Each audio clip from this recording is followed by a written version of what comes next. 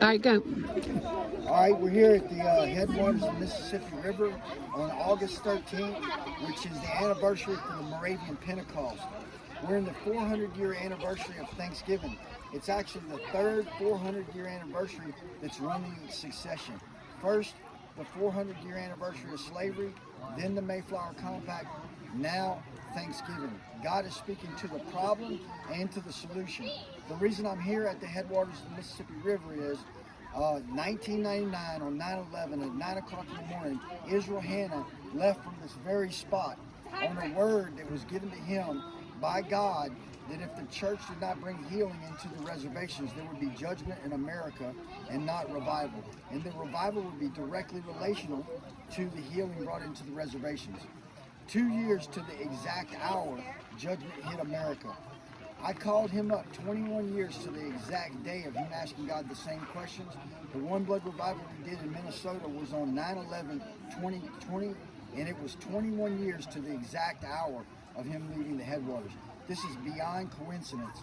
We came up here because Shad Markinson was having an Awakening Dawn event on August 13th, and I knew that was the Moravian Pentecost because of a word that was given to me by God in 2016 in Baton Rouge, Louisiana. God said, the greatest harvest of souls the earth has ever seen is about to hit the planet, but it will not come like most expect.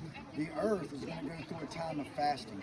And he said, I'm going to cause my people to hunger and thirst to teach them that man does not live by bread alone.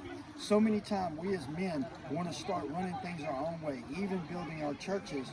And then that's what he's talking about, us living by our own natural abilities and the ambitions of earth, when we're supposed to be living for the ambitions of heaven.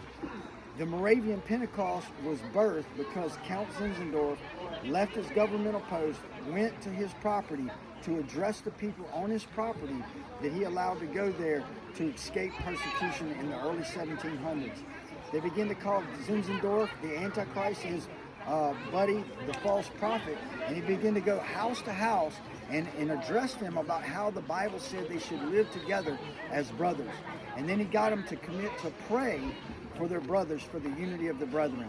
We've been giving a paper out with that list of things to leaders across the nation as a seed to revival. We believe, because of many signs and wonders, my grandson was born on August 11th, the day I had that word. The next day, 140,000 houses flooded. It was a 1,000-year flood. My daughter named my grandson Kilo, his middle name. For 5 years, he told me he was a key to revival. This year, in 2021, just prior to the One Blood Revival in Moravian Falls, North Carolina, where the late Prophet Bob Jones was buried, David White of the Gathering Church told me that on August 13th, the power of God broke out. Everybody was laying down on the floor. Some 90-year-old man came in. I told him that's not a coincidence. That's the anniversary to this word I got in a flood that happened in Baton Rouge, Louisiana. August 13th, I was walking through waist-deep water, and he goes, oh my God, that's the anniversary of the Moravian Pentecost. I began to study it, and I began to find what the key to revival is. The key to revival is unity, okay? And you know what? Jesus said, Father, I've given them the glory that you gave me that they could be one. We're going to blow this trumpet at the headwaters of the Mississippi River, and this represents the voice of God, decreeing and declaring with an impression in our spirit that God would make us one through his glory. The Lord told me that revival will not come until his body is one.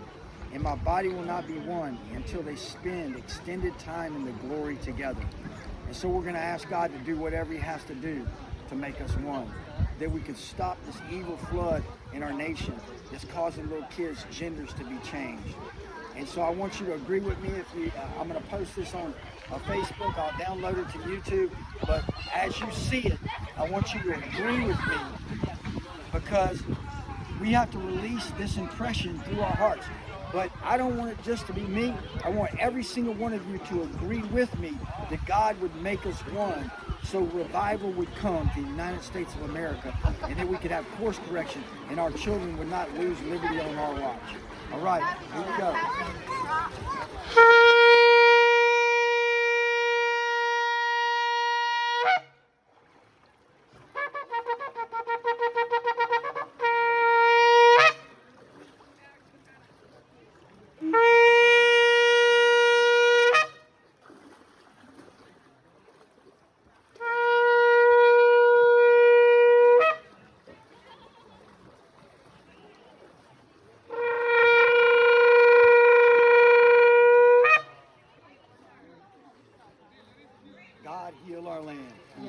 name.